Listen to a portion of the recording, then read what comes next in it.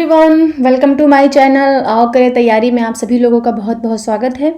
आज की जो हमारी वीडियो ये होने वाली है ये होगी यूपी टेट के प्रीवियस पेपर की, जो एग्ज़ाम हुआ था आपका 18 नवंबर 2018 को। आज हम हिंदी के पेपर को देखेंगे। हिंदी के पेपर के हम 30 क्वेश्चंस को सॉल्व करेंगे। तो चलिए देखते हैं अपने वीडियोज़ को। अगर आपको हमारी वीडियो पसंद आ रही है तो प्लीज़ मेरे चैनल को लाइक करिए, शेयर करिए एंड सब्सक्राइब करिए। तो चलिए देखिए, पहला क्वेश्चन है कि प्रागैतिहासिक में किस उपसर्ग का प्रयोग है। प्रागैतिहासिक जो शब्द है इसमें कौन सी उपसर्ग का प्रयोग हुआ है, तो इसका सही आंसर होगा बी। इसमें प्राक उपसर्ग का प्रयोग हुआ है और इसमें इक प्रत्यय का प्रयोग हुआ है। जिसका मूल शब्द है वो क्या है, मूल शब्द इसका इतिहास है और इतिहास में जो है ये आपका प्राक उपसर्ग लगा है और एक प्रत्यय लगा हुआ है। चलिए नेक्स्ट क्वेश्चन देखते हैं। तुलसीदास किसकी रचना है, तो तुलसीदास सूर्यकांत त्रिपाठी निराला की रचना है। थर्ड क्वेश्चन देखते हैं। बहिष्कार का संधि विच्छेद क्या है, तो बहिष्कार का संधि विच्छेद क्या होगा, बहिष्धन कार। यहाँ पे कौन सी संधि है, तो यहाँ पे विसर्ग संधि है। वैदेही वनवास किसकी रचना है, तो जो वैदेही वनवास है वो किसकी रचना है, अयोध्या सिंह उपाध्याय, जिनको हरिऔध के नाम से भी जाना जाता था, तो ये इनकी रचना है। वैदेही वनवास में कुल कितने सर्ग हैं, तो वैदेही वनवास में 18 सर्ग हैं। इसमें किसका वर्णन है, तो इसमें राम कथा के वैदेही वनवास का प्रसंग बताया गया है। वैदेही वनवास में किसकी रचना है, ये अयोध्या सिंह उपाध्याय की। चलिए नेक्स्ट क्वेश्चन देखते हैं। निम्न में से पुल्लिंग शब्द का चयन कीजिए। ये पखावज है, पहिया है, लिखावट है, मझधार है। इसमें पुल्लिंग किसमें है, तो जो इसका सही आंसर होगा वो होगा पहिया। पहिया क्या है, एक पुल्लिंग शब्द है। यहाँ पे दिया है 6-7, यहाँ पे जो 36 37 है इसको आप हो गया, आप इसको देखिए। जो 6 और 7 में दिए गए गद्यांश को पढ़कर निम्न प्रश्नों के सही विकल्प छांटिए।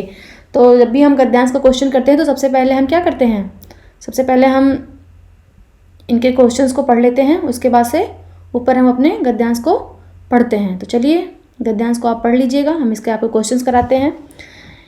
संप्रेषण कला क्या नहीं है, संप्रेषण कला क्या नहीं है, इनमें जो दिया गया उसमें संप्रेषण कला नहीं है। तो जिसका जो सही आंसर होगा वो होगा बी, अलंकरण। अलंकरण क्या है, संप्रेषण कला नहीं है।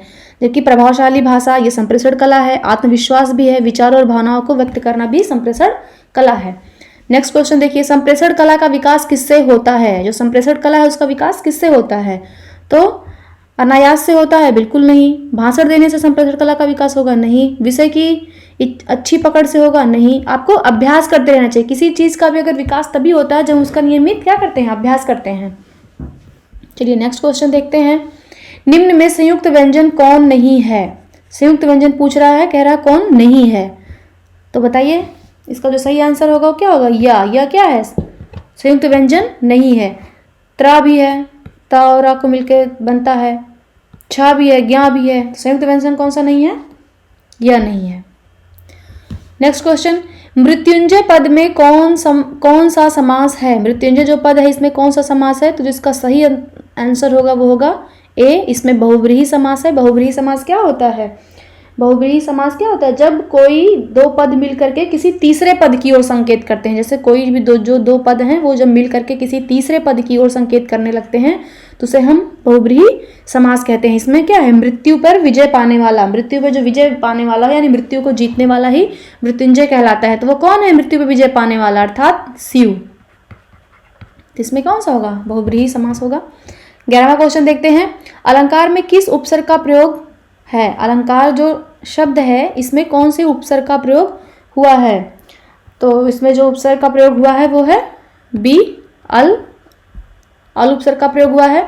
यह पुस्तक किसकी है, मैं रेखांकित शब्द का पद परिचय दीजिए। ये एक वाक्य है, यह पुस्तक किसकी है, इसमें जो यह है पूछा, जो रेखांकित शब्द है इसका पद परिचय दीजिए। तो ये क्या है, तो इसका जो सही आंसर होगा वो क्या होगा, सी। ये क्या है, सर्वनाम है, एक वचन है और स्त्रीलिंग है।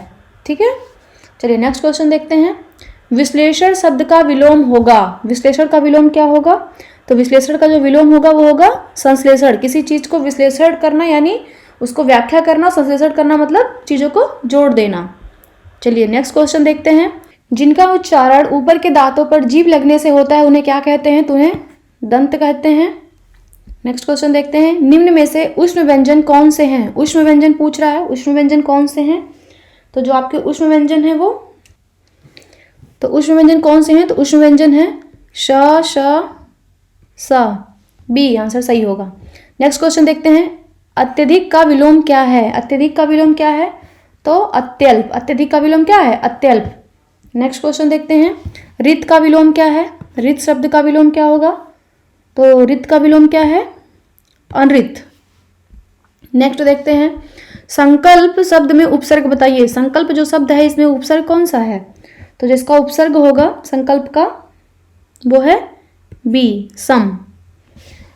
मुझसे खड़ा भी हुआ नहीं जाता, इस वाक्य का वाच्य क्या होगा? तो इसमें कर्मवाच्य है। कौन सा वाच्य है? कर्मवाच्य है। नेक्स्ट क्वेश्चन देखते हैं, तद्भव और उसके तत्सम का कौन सा मेल गलत है? तद्भव, नीचे तद्भव और तत्सम दिए गए हैं, पूछ रहा उसमें कौन सा मेल उनका गलत है? तो इसका जो सही आंसर होगा वो होगा सी, आंत और अंत्र। ये गलत मेल है, यहाँ अंत्र नहीं होगा, यहाँ पे आंत्र होगा। ठीक है, चलिए नेक्स्ट क्वेश्चन देखते हैं, लेखक और उसकी रचना का कौन सा जोड़ा गलत है? लेखक और उसकी रचना का कौन सा जोड़ा गलत है? तो ए, स्कंदगुप्त लक्ष्मी नारायण मिश्र। स्कंदगुप्त को लक्ष्मी नारायण मिश्र ने नहीं लिखा है, अन्य विकल्प सही है। चलिए नेक्स्ट क्वेश्चन देखते हैं, कवि और उसकी रचना का कौन सा जोड़ा सही नहीं है? यहाँ भी जोड़ा पूछ रहा है, कौन सा सही नहीं है? तो परिमल, ये किसकी रचना है? ये सूर्यकांत त्रिपाठी निराला की, ये सही है। ये शिवराज भूषण, ये भूषण ने जी ने लिखा, ये भी सही है। शब्द रसायन, ये देव ने लिखा, ये भी सही है। तो उद्धव शातक, उद्धव शातक जो है भारतेंद्र हरिश्चंद्र की रचना नहीं है, ये किसकी रचना है? तो ये जगन्नाथ दास रत्नाकर की रचना है। ठीक है, तो ये इसका जो सही आंसर होगा वो हो जाएगा डी। चलिए नेक्स्ट क्वेश्चन पे देखते हैं। नेक्स्ट क्वेश्चन देखते हैं, 23 क्वेश्चन है, लेखक और उसकी कृति के युग्म में कौन सा युग्म गलत है? यहाँ भी पूछा है कौन सा युग्म सही नहीं है। तो आर्यों का आदि देश, ये किसने लिखा है? डॉक्टर संपूर्णानंद ने लिखा है, ये सही है। वोल्गा से गंगा, ये राहुल सत्यनारायण की है, ये भी सही है। सूरज का सातवां घोड़ा, ये धर्मवीर भारती की है, ये भी सही है। तो जो इसका जो सही आंसर होगा ये दर्शन दिग्दर्शन, ये किसकी है? रामचंद्र शुक्ल की नहीं है। ये किसने लिखा है दर्शन दिग्दर्शन? ये राहुल सातक्रियायन की ही रचना है। किसकी है ये? इसको भी राहुल सातक्रियायन ने ही लिखा है। इसका जो करेक्ट आंसर होगा वो हो जाएगा डी। चलिए नेक्स्ट क्वेश्चन देखते हैं, विराम चिन्ह की दृष्टि से कौन सा वाक्य अशुद्ध है? तो ए वाला क्या है? हाँ मेरिया, यही विचार है। यहाँ पे छोटा सा ऐसे अल्प विराम लगेगा। चलिए नेक्स्ट क्वेश्चन देखते हैं, कौन सा शब्द भिन्न अर्थ और प्रकृति का है? इनमें से कौन सा जो शब्द है वो भिन्न अर्थ और प्रकृति का है? तो जिसका जो सही आंसर होगा वो क्या हो जाएगा? अधुनातन। अधुनातन का अर्थ और प्रकृति क्या है? भिन्न है। क्यों? क्योंकि जो सनातन है, चिरंतन है, शाश्वत है, ये हमेशा चलते चले आने वाले शब्दों के लिए प्रयोग होता है और इन तीनों शब्दों का अर्थ एक ही है, ये भिन्न अर्थ दिखा रहा है। अर्वाचीन, अर्वाचीन शब्द का विलोम होगा। अर्वाचीन शब्द का विलोम कौन सा होगा? यहाँ पे नंबरिंग थोड़ी सी गलत हो गई है। अर्वाचीन शब्द का विलोम होगा, कौन सा होगा बताइए? अर्वाचीन का विलोम क्या होगा? प्राचीन होगा। इसका जो सही आंसर होगा वो प्राचीन होगा। चलिए नेक्स्ट क्वेश्चन देखते हैं, व्याकरण की दृष्टि से कौन सा शब्द अशुद्ध है? अशुद्ध कौन सा शब्द है? तो इसका जो सही आंसर होगा वो होगा बी, विहरणी। व्याकरण की दृष्टि से क्या है? इसका जो शुद्ध रूप होगा क्या होगा? इसका विहरिणी होगा। यहाँ पे ये मात्रा लग जाएगी। निम्न में से कौन सा युग्म गलत है? मुट्ठी गर्म करना, रिश्वत देना, लुटिया डुबाना, सारा काम चौपट करना, सब्ज बाग दिखलाना, हरा भरा करना, माई का लाल, सासी व्यक्तित्व। कौन सा गलत है? तो इसका जो सही आंसर होगा वो होगा सी, सब्ज बाग दिखलाना मतलब हरा भरा करना नहीं होता है, बल्कि इसका अर्थ क्या होता है? लालच देकर बहकाना होता है। सब्ज बाग दिखाना का मतलब क्या होता है? कि लालच देकर किसी को बहकाना।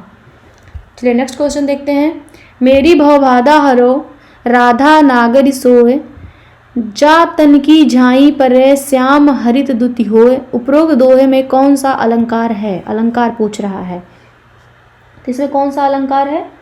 तो इसका जो करेक्ट आंसर हो जाएगा वो हो जाएगा ए, इसमें श्लेष अलंकार है। क्योंकि जब एक ही शब्द के अनेक अर्थ निकलते हैं तो वहाँ पे क्या होता है? श्लेष अलंकार होता है। और यहाँ पे जो हरित शब्द है इसके यहाँ पे दो अर्थ निकल रहे हैं। एक का मतलब तो हरा रंग होता है और दूसरे का क्या होता है, प्रसन्न होना। चलिए नेक्स्ट क्वेश्चन देखते हैं। गौशाला में कौन सा समास है? तो यहाँ पे तत्पुरुष समास है। कौन सा समास है? यहाँ पे तत्पुरुष समास है। गौशाला में तत्पुरुष समास है। चलिए नेक्स्ट क्वेश्चन देखते हैं। देशभक्ति में कौन सा समास है? तो देशभक्ति में करेक्ट आंसर ए हो जाएगा। यहाँ पे भी क्या है, तत्पुरुष समास है। अगर आपको हमारी वीडियो पसंद आ रही है तो प्लीज़ आप मेरे चैनल को लाइक करिए, शेयर करिए, सब्सक्राइब करिए।